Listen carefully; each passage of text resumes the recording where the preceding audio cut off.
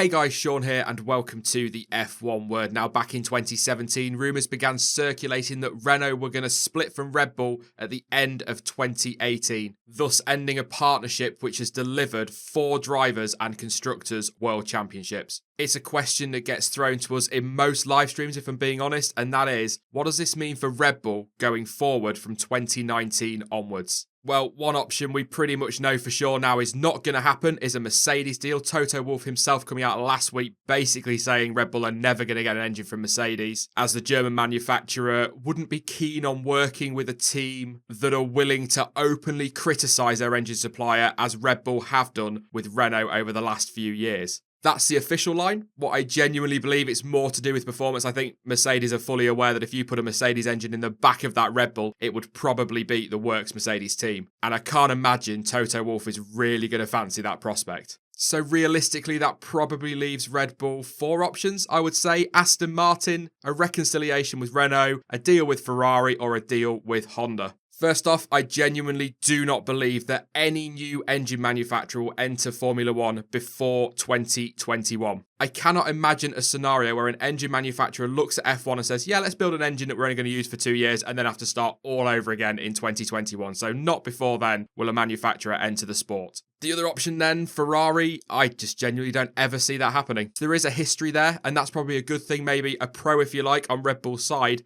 However, as with Mercedes, I cannot ever imagine Ferrari wanting a customer team beating them. And with the chassis we know they can build, again, I have no doubt whatsoever that with a Ferrari engine, Red Bull would beat the works Ferrari team. Never going to happen. Ferrari will never allow that deal to go through. And that's not to mention, of course, the deal they've got with Sauber and, of course, the money going into Sauber from Alfa. And the rumoured deal with Haas and Maserati, that's even more money coming for Ferrari into Formula 1. And even without the possibility of that Maserati deal, which has gone quiet over the last couple of weeks, Haas are still a Ferrari customer, and I cannot imagine Ferrari wanting to run 3 customer teams, certainly one that would likely beat them. That then brings us to 2 remaining options, and that is to go back to Renault with their tail between their legs, apologise and see if they can work something out, or a deal with Honda. Looking at it, and in all honesty, I can't believe that Renault will stick with Red Bull post-2018. I think they're more than happy to work on their works team and focus on McLaren rather than having to split their resources between effectively 3 teams. I just can't see that happening. When we go back to when Red Bull were making their own quit threats, of course, I remember saying to friends at the time, this is going to come back and bite Red Bull very hard in the backside, and it's absolutely done that. Mercedes are not willing to supply them an engine, one of the reasons because of the way they talk about their current engine supplier. Renault are absolutely fed up of it, and you can completely understand, and I can imagine it would put Ferrari off as well. So Red Bull have kind of forced themselves into a corner, meaning that as painful as it probably is for Red Bull fans to hear,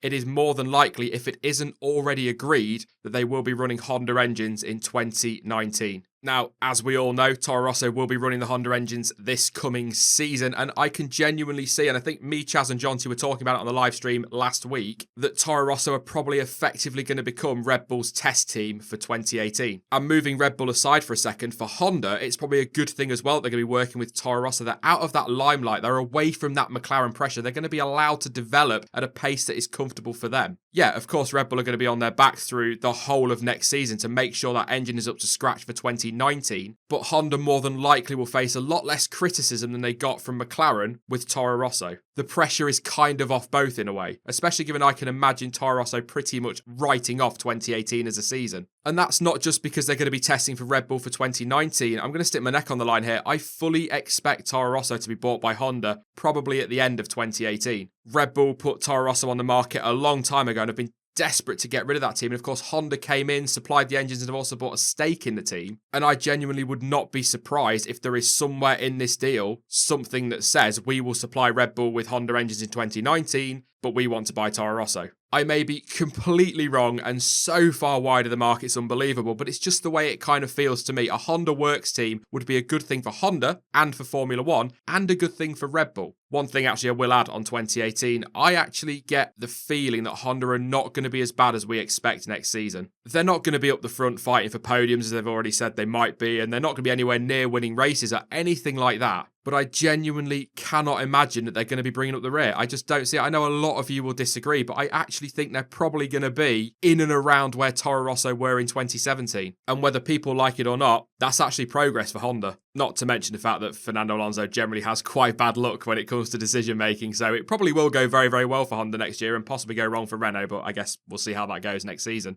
There is another theory out there, and that is that Red Bull could force other manufacturers to supply them through the FIA's new ruling that came in 2017. That rule basically states that if a team cannot find an engine by a specified date, it's usually mid-June, or it was last season anyway, then one of the current existing F1 engine manufacturers must supply that team with an engine, no arguments. And I can see Red Bull going for that. However, Mercedes will still say no, Ferrari will say no, Renault will say no, and Honda will absolutely say yes. The FIA can try and force Mercedes, Ferrari and Renault to supply Red Bull, but if Honda are already saying absolutely yeah, we'll supply them, then there's no argument to be had. So they'll probably still end up with a Honda engine, whichever way they go about it. So I genuinely think the deal's already done. If it isn't already 100% done and signed off, there's at least a penciled contract or whatever, a draft contract sat on the desk at Red Bull. And as I've already said, I think Honda will improve throughout 2018 and will be a better prospect in 2019. And even if they're not, that's only 2 seasons for Red Bull to have to suffer with a Honda engine. Let's say Honda get it all catastrophically wrong in 2019 and Red Bull end up just like McLaren did this season, last season and the year before. With the rumours of multiple new engine manufacturers potentially joining Formula 1 in 2021, it would actually only be 2019 and 2020 that Red Bull would have to suffer through. And if it does all start going wrong with Honda, I can genuinely see Red Bull sitting down, writing off 2019 and 2020 and putting full focus on the 2021 car and a decent engine partner for the same year. And that works in Formula 1. Look back to 2009, Red Bull catapulted towards the front of the field because of the fact they stopped development on their car early and began working on the 2009 chassis very, very early. Mercedes did it when we were going into the hybrid era. They stopped development on their engine very early and began focusing on that. So even if it all goes wrong, there is still a silver lining there for Red Bull. So I guess in a quick summary, Mercedes won't supply Red Bull. They've basically said it. I can't ever imagine Ferrari doing it. I don't see a reconciliation with Renault, and that leaves only Honda, as I can't see Aston Martin joining before 2021, or any other manufacturer for that matter. So for me, I absolutely believe it will be Red Bull Honda in 2019 on the grid. They are just my thoughts, but who do you think will be supplying Red Bull in 2019? Let me know in the comment section down below. Also, throughout January, I'm going to try and answer some of your questions as well. So if you have anything from the world of Formula 1 you want me to answer in a video similar to this, pop them down in the comments below as well. I will be back on Thursday with more content as per schedule. And don't forget in the meantime to follow me on social media. Links to Twitter, Facebook and to Discord are all in the description down below. But as ever, thank you for watching. I've been Sean. This has been the F1 Word. And until next time, goodbye.